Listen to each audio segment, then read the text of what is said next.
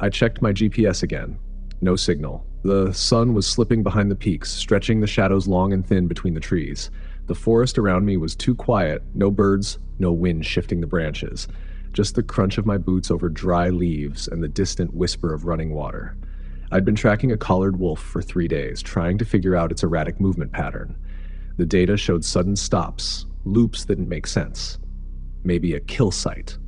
Maybe something else. I wasn't far from where the last signal had transmitted when I caught the smell. Musky. Metallic. Blood. I slowed, eyes scanning the undergrowth. That's when I heard it. A cougar's scream.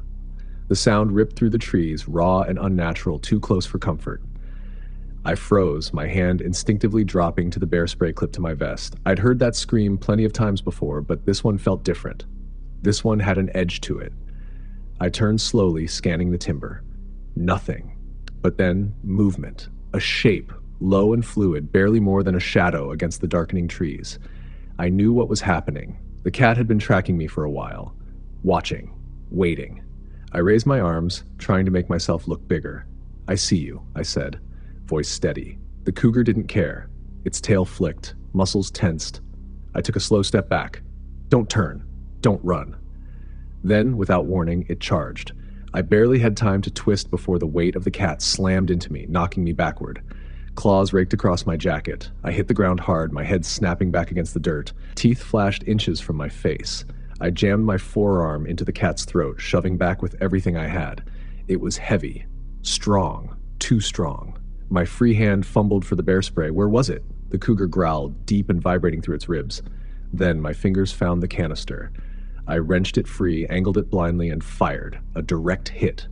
The cat let out a shriek, claws tearing away from my jacket as it staggered back, shaking its head. I fired again. Another burst, this time straight into its face. It coughed, snarled, then turned and vanished into the trees. I scrambled to my feet, breathing hard. Was it gone? Would it come back? The forest around me was still. Then, rustling.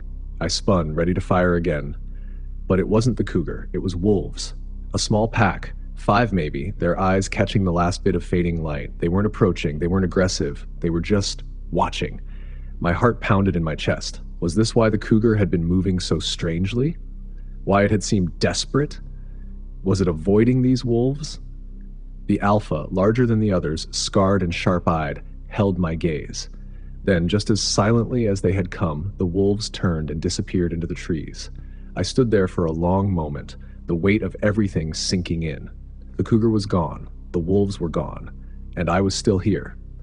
By the time I reached the trailhead, the adrenaline had finally drained, leaving behind exhaustion and something else, a deep, sobering respect. Tonight I had been on the wrong side of the food chain, and I had lived to tell the story.